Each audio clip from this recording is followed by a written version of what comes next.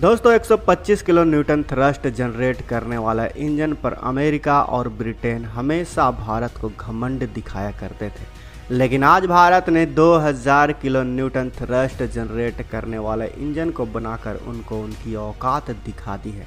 और अब France, America और जापान भारत के सामने लाइन लगाकर खड़े हो गए हैं और ये कह रहे हैं कि भारत इस इंजन का इस्तेमाल अपने मिसाइलों पर ना करे। भारत के वैज्ञानिकों ने ये जो कारनामा कर दिखाया है उसे आज पूरी दुनिया सलाम कर रही है। ये प्रोजेक्ट हमारे वैज्ञानिकों के लिए काफ़ी मुश्किल था, क्योंकि हमारे वैज्ञानिकों को ना तो कोई अनुभव था और ना ही इसे बनाने की कोई तकनीक।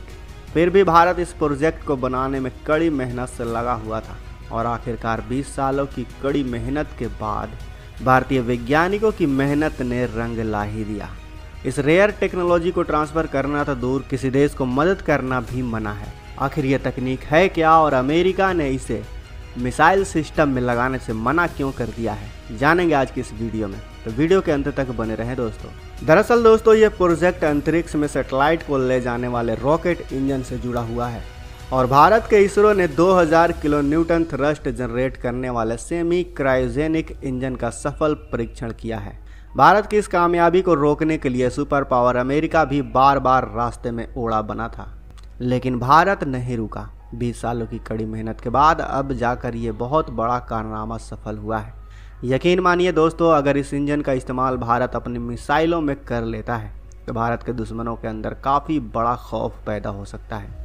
जब भारत ने 2000 किलो न्यूटन थ्रस्ट जनरेट करने वाले इंजन का निर्माण शुरू किया था तो इसी वक्त चीन, पाकिस्तान, फ्रांस और यहाँ तक कि अमेरिका ने भी चिंता जताई थी और भारत से इस बात पर सहमति मांगी थी कि भारत कभी भी अपनी मिसाइलों पर इस इंजन का इस्तेमाल नहीं करेगा। बेंगलुरु स्थित इसरो के मुख्यालय से जारी बयान में कहा गया है कि तमिलनाडु के महेंद्रगिरी इसरो प्रपल्सन कॉम्प्लेक्स में बुधवार को 2000 किलो न्यूटन ताकत वाले सेमी क्रायोजेनिक इंजन का इंटरमीडिएट कॉन्फ़िगरेशन पर पहला इंटीग्रेटेड टेस्टिंग किया गया है। यह 2000 किलो न्यूटन बल का इंजन विकसित करने की दिशा में पहला कदम है, जो तरल ऑक्सीजन और केरोसिन प्रोपेलेंट के ब्लेंडिंग से काम करेगा, जिसका इस्तेमाल भविष्य में लॉन्च व्हीकल में किया जाएगा। बयान के अनुसार यह कम दबाव और उच्च दबाव वाले टर्बो पंप, गैस जनरेटर और कंट्रोल कंपोनेंट सहित प्रोपेलेंट फीड सिस्टम के डिज़ाइन को परखने के लिए कई परीक्षण किए जाएंगे, जिसमें से यह पहला था। इसरो ने बताया कि परीक्षण 15 घंटों तक चला और इन समय में इंजन ने शुरू होने के बाद से सभी मानकों को सफलतापूर्वक पूरा किया है। LOX सर्किट के ठंडा होने के बाद केरोसिन का फीड सर्किट भरा हुआ था और LOX को इंजेक्शन वाल्व खोलकर गैस जनरेटर में प्रवेश कराया गया था। यह सफल परीक्षण आगे के परीक्षणों में मददगार साबित होगा। दोस्तों अब तक भारत के अंदर जितने भी हथियार बनाए गए हैं उन सभी हथियारों में इस इंजन का निर्माण सबसे कठिनाइयों भरा था। दरअसल इसका डिज़ाइन और इसकी ऑपरेशनल कॉम्प्लेक्सिटी के वजह से इसका निर्माण आज तक सिर्फ कुछ गिने चुने देश जैसे कि अमेरिका, रूस, चीन, जापान, फ्रांस और अब भारत ने किया है।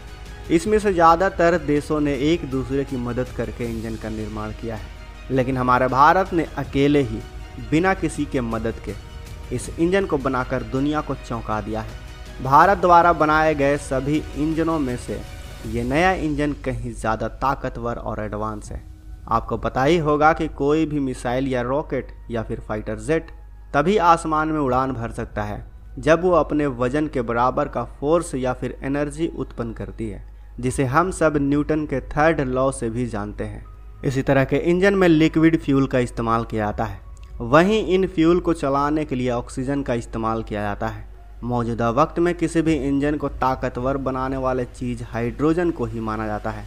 वहीं हाइड्रोजन गैस के रूप में पाया जाता है और इसी हाइड्रोजन को लिक्विड फॉर्म में बदलना भारतीय वैज्ञानिकों के लिए काफ़ी मुश्किल भरा काम था और इसी चीज़ को क्रायोजेनिक तकनीक कहा जाता है। बाद में इसी क्रायोजेनिक तकनीक का इस्तेमाल करके क्रायोजेनिक इंजन बनाया जाता है।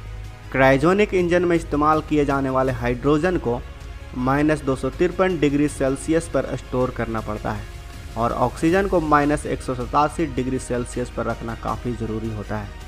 भारतीय वैज्ञानिकों के लिए रॉकेट के अंदर इतना कम तापमान उत्पन्न करना बहुत मुश्किल था।